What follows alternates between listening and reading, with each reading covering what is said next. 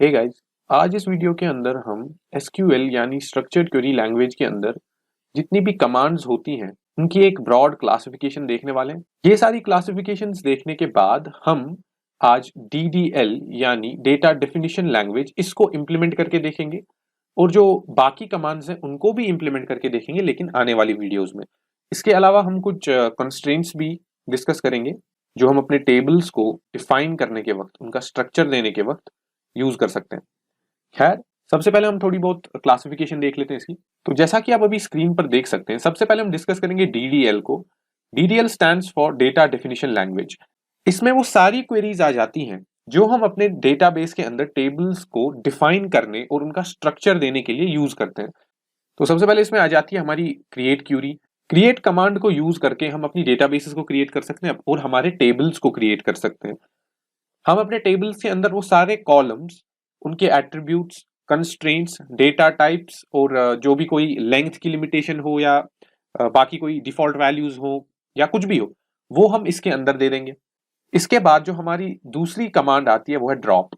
अगर हम किसी भी टेबल को क्रिएट करने के बाद उसको डिलीट करना चाहते हैं, उसको अपने डेटाबेस से रिमूव करना चाहते हैं, या हम डेटाबेस को ही रिमूव करना चाहते हैं, तो हम ये वाली कमांड यूज कर सकते हैं। आगे चलते हुए हम ऑल्टर कमांड्स को देखेंगे।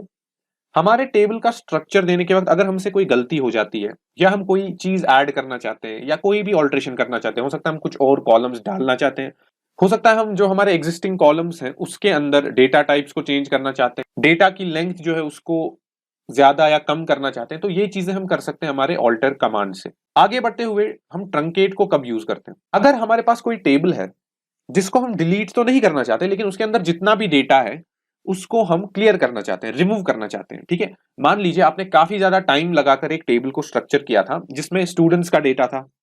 अब ये स्टूडेंट्स जो है पास कर गए, ठीक है, आपके स्कूल से जहां भी आप काम कर रहे हैं वहां से निकल गए।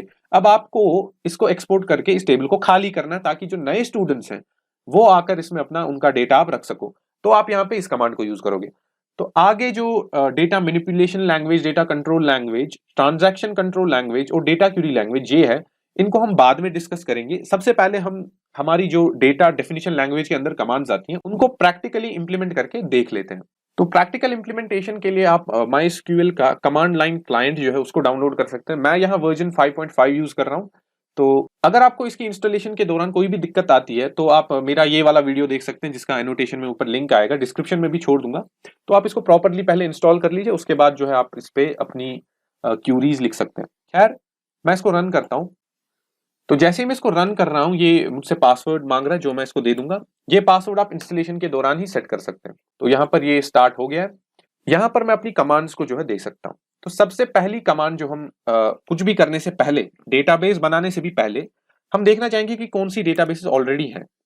तो यहाँ पर आप जो है शो डेटाबेसेस की कमांड चला सकते हैं और जैसे ही आप इस कमांड को चलाएंगे तो ये आपको बता देगा कि कौन कौन सी डेटाबेसेस ऑलरेडी हैं यहाँ पर। ठीक है, तो ये देख लेने के बाद हम जो है अपनी पहली डीडीएल कमांड क्रिएट को यूज करेंगे एक डेटाबेस को क्रिएट करने के लिए। तो मैं यहां पर एक डेटाबेस क्रिएट करूंगा, क्रिएट डेटाबेस कमांड को यूज करके, और डेटाबेस का नाम लिख दूंगा। फॉर एग्जांपल मैं यहां पे स्कूल नाम से एक डेटाबेस बना रहा हूं। अपनी क्यूरी को टर्मिनेट सेमीकोलन से करते हैं और यहां पर क्यूरी ओके दिखा रहा है, यानी हमारी डेटाबेस बन चुकी है। इसके बाद अगर मैं फिर से शो डेटाबेसेस कमांड चलाऊं तो यहां पर आप देख सकते हैं स्कूल नाम से एक डेटाबेस जो है दिखा रहा है। ठीक है, यहाँ पे तो डेटाबेस तो हमारी बन चुकी है, लेकिन डीडीएल की क्रिएट कमांड को यूज करके मैं इसके अंदर एक टेबल बनाना चाहूंगा। ठीक है, तो उसको कैसे यूज करते हैं? तो टेबल बनाने के लिए मैं क्या करूंगा, क्रिएट टेबल नाम से एक कमांड जो है उसको चलाऊंगा। क्रिएट टेबल लिखने के बाद अपने उस टेबल का नाम लिख दूंगा। फॉर एग्जाम्पल मैं, मेरी कोई एकेडमी है या ऑर्गेनाइजेशन है स्कूल में जिसके मेंबर्स को लेकर मैं एक टेबल बनाना चाहता हूं, लेट्स से। तो मेंबर्स नाम से मैं एक टेबल बनाऊंगा। ठीक है, और मैं ये पूरी क्यूरी जो है एक ही लाइन में नहीं लिखूंगा। इसके अंदर आप क्या कर सकते हैं, जब तक आप अपना टर्मिनेटर यानी सेमीकोलन नहीं लगाएंगे तब तक आप अपनी क्यूरी जो है लिख सकते हैं। ठीक है, तो यहां स्पेस छोड़ के मैं एक ब्रैकेट खोलूंगा और नेक्स्ट लाइन में आ जाऊंगा। तो अब मुझे क्या करना है, अपने कॉलम्स को क्रिएट करना होगा। सिर्फ टेबल का नाम लिख देने से तो टेबल नहीं बन जाएगा ना। तो पहला कॉलम जो है हर मेंबर की एक आईडी होगी। तो आईडी नाम से मैं एक कॉलम बनाऊंगा। उसके बाद मैं उसका डेटा टाइप सेट करूंगा। इस कॉलम में आखिर जो मैं डेटा स्टोर कर रहा हूं उसका कुछ ना कुछ टाइप तो होगा, तो मैं उसको इंटीजर सेट कर दूंगा। उसके बाद ब्रैकेट्स के अंदर मैं उसकी लेंथ सेट कर दूंगा। मान लीजिए इस एकेडमी में जो भी मैं मेंबर्स ले रहा हूं, मैक्सिमम मैं 100 मेंबर्स लूंगा, तो यहां पर मैं इसकी लेंथ 3 सेट कर दूंगा। इसके बाद अगर आप कोई कंस्ट्रेंट्स लगाना चाहते हैं, आप चाहते हैं कि ये कोई खाली ना छोड़े, ठीक है, आप इसमें नल लगा सकते हैं, ऑटो इंक्रीमेंट लगा सकते हैं, ठीक है। लेकिन क्योंकि मैं इसी को इस टेबल की प्राइमरी की सेट करना चाहता हूं, तो मैं प्राइमरी की लगा दूंगा और ऑटोमेटिकली इसमें ऑटो इंक्रीमेंट भी आ जाएगा और नल तो ये किसी भी सूरत में रहेगा नहीं। तो अपना पहला कॉलम डिफाइन करने के बाद मैं कॉमा लगा दूंगा और आ जाऊंगा नेक्स्ट लाइन में। नेक्स्ट लाइन में मान लीजिए मैं अपने मेंबर्स का नाम स्टोर करना चाहता हूं, तो मैं यहाँ पे नेम नाम से एक कॉलम बनाऊंगा जिसका डेटा टाइप में सेट करूंगा varchar। स्ट्रिंग्स को रखने के लिए हम ये यूज करते हैं और इसकी लेंथ आप कुछ भी रख सकते हैं, मैं यहाँ 100 रख रहा हूं। इसमें मैं नॉट नल लगाऊंगा, कॉमा लगाकर आगे बढ़ जाऊंगा। इसके बाद मान लेते हैं मैं इनकी एज स्टोर करना चाहता हूं, तो फिर से अपने कॉलम का नाम लिखूंगा और एज है तो इंटीजर सेट कर दूंगा इसको, और इसकी लेंथ भी मैं 3 ही सेट कर देता हूं, ठीक है। 100 साल से ज्यादा कोई जीता है नहीं वैसे, तो चलो 4 लगा देते हैं, ठीक है। सबको अल्लाह ताला लंबी उम्र दे।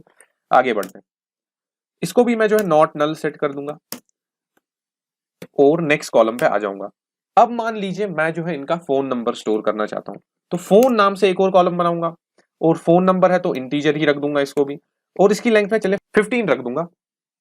फोन नंबर भी मैं चाहता हूं कि कोई एमपीटी ना छोड़े, तो कंस्ट्रेंट लगा दूंगा नॉट नल। इसके अलावा अब क्योंकि मैं फोन नंबर स्टोर करवा रहा हूं, तो मैं मेक श्योर करना चाहता हूं कि 10 डिजिट का हो, तो यहां पर एक और कंस्ट्रेंट आप लगा सकते हैं, चेक।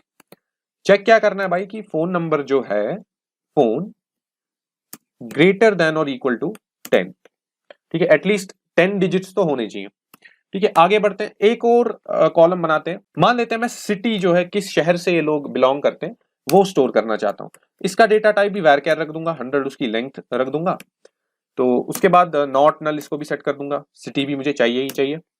और अगर अब कोई इसमें अपनी सिटी मेंशन नहीं करता, तो हो सकता है मैं उसमें एक डिफॉल्ट वैल्यू लगाना चाहूँ।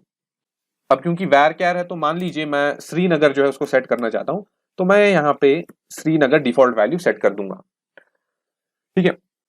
तो फिलहाल जो है हम अपने टेबल को ज्यादा कॉम्प्लिकेट नहीं करेंगे, इतने ही कॉलम्स इसमें बनाते हैं। 5 कॉलम्स आ चुके हैं, तो मैं अपनी क्यूरी को टर्मिनेट कर देता हूं यहाँ पे, ठीक है। अगर कोई एरर होगी तो ये बता देगा, नहीं तो टेबल बन जाएगा। तो ये देखिए यहाँ पे इसने एक एरर थ्रो कर दी है। टेबल बनाने के लिए हमें डेटाबेस को सिलेक्ट करना था और मैंने डेटाबेस को सिलेक्ट नहीं किया। डेटाबेस को सिलेक्ट करने के लिए हमें यूज कमांड इस्तेमाल करनी थी और यूज के बाद अपने डेटाबेस का नाम लिख देना था, जैसे कि स्कूल।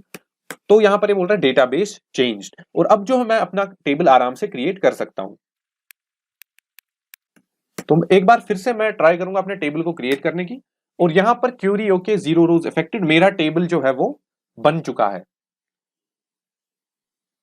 अगर आप चेक करना चाहते हैं तो आप इस डेटाबेस के अंदर शो टेबल्स नाम से एक कमांड चला सकते हैं, और देखिए यहां पर ये दिखा रहा है कि आपके डेटाबेस में मेंबर्स नाम से एक टेबल है।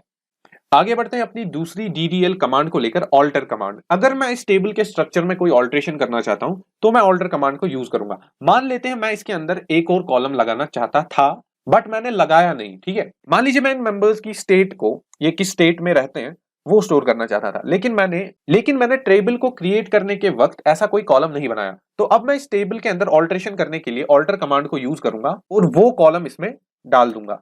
तो सबसे पहले मैं यहाँ पर ऑल्टर टेबल लिख देता हूं। उसके बाद मैं टेबल का नाम लिख दूंगा, टेबल का नाम मेंबर्स था।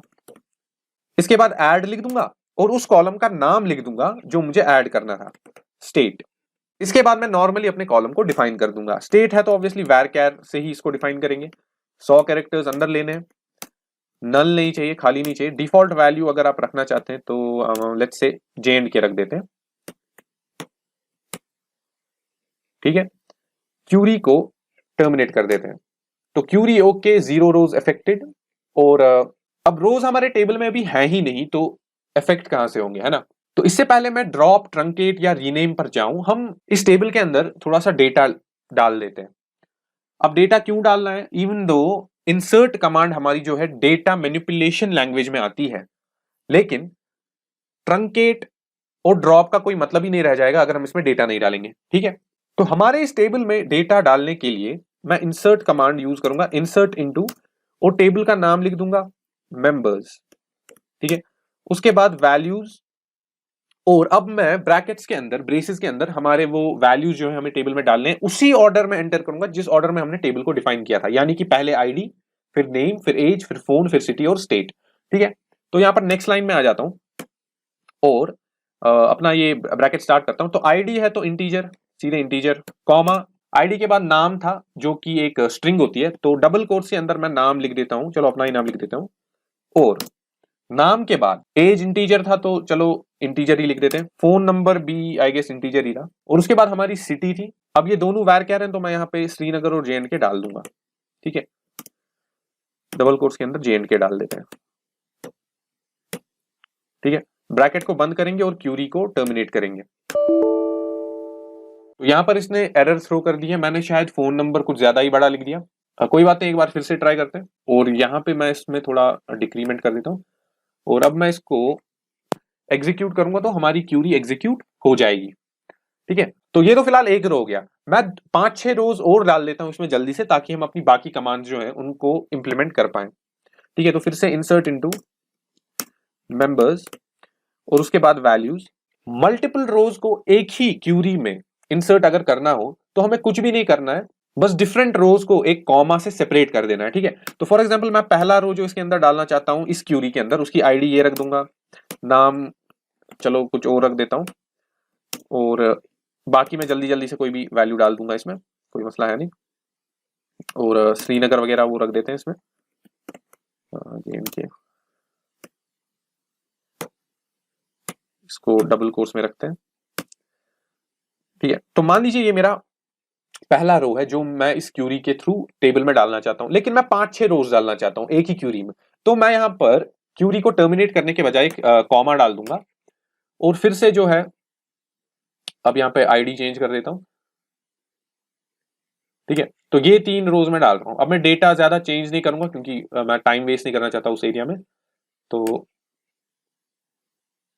इस क्यूरी में मैं मान लेते हैं 4 रोज इंसर्ट कर रहा हूं, ठीक है। तो ये लास्ट वाला है तो यहां पे मैं कॉमा नहीं लगाऊंगा, सेमीकोलन लगाऊंगा, और ये देखिए क्यूरी होके 4 रोज इफेक्ट हो चुके हैं और हमने डेटा डाल दिया है, ठीक है। अब ये तो सब ख्याली बात है, अगर हमें इस टेबल को एक्चुअली विजुअलाइज करना हो तो हम क्या करेंगे। यहां पर मुझे अनफॉर्चुनेटली डेटा क्यूरी लैंग्वेज वाली एक सिलेक्ट कमांड को यूज करना पड़ेगा, ये हम आगे फिर से देखेंगे, लेकिन यहाँ पे for the sake of convenience मैं इसको यूज करता हूँ।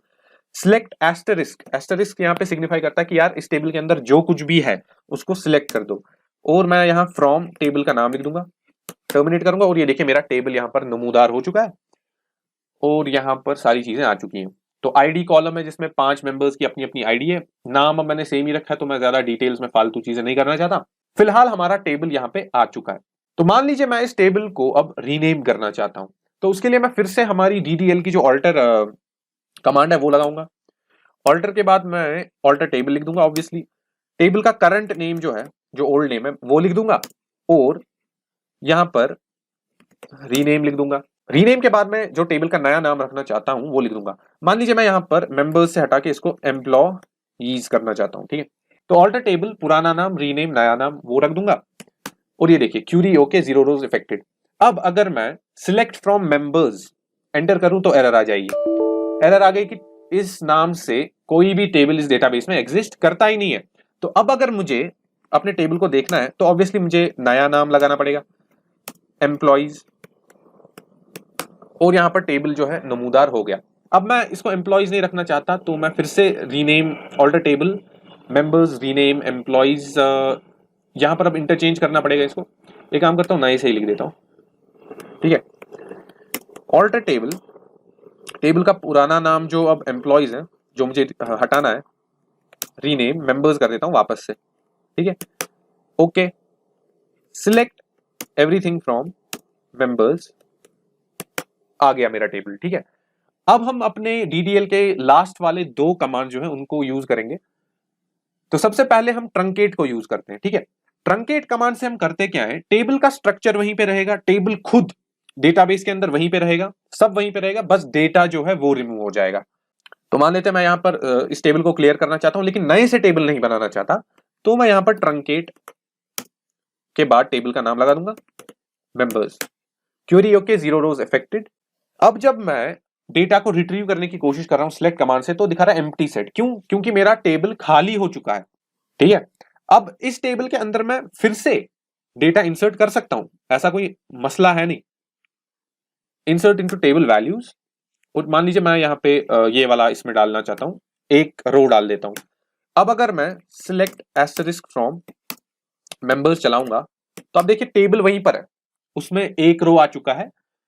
ट्रंकेट कमांड यूज करने से पहले इसमें 5 रोज थे, लेकिन ट्रंकेट लगाने के बाद ये खाली हो गया। खाली होने के बाद मैंने एक रो फिर से डाल दिया इसमें, और उसके बाद अब ये वही रो दिखा रहा है।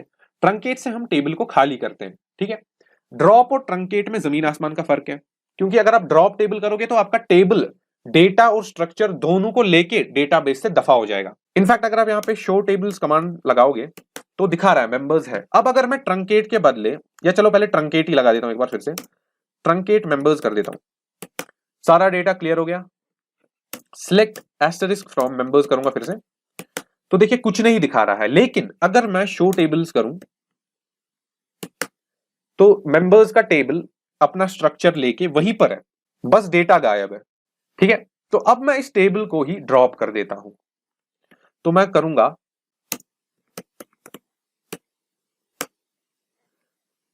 तो यहां पर मैंने ड्रॉप टेबल, टेबल का नाम लिख दिया और क्यूरी ओके दिखा रहा है, तो मेरा टेबल अब डेटाबेस से रिमूव हो चुका है। और अगर मैं यहां पर शो टेबल्स चलाऊंगा तो यहां पर कुछ नहीं दिखाएगा। ठीक है, एम्प्टी सेट। अब इस डेटाबेस के अंदर कोई टेबल नहीं है। लेकिन अगर मैं शो डेटाबेसेस करूं तो यहां पर स्कूल अभी भी है। अब अगर मैं डेटाबेस को ही ड्रॉप करना चाहूं, ड्रॉप डेटाबेस स्कूल, तो क्यूरी ओके, 0 रोज अफेक्टेड।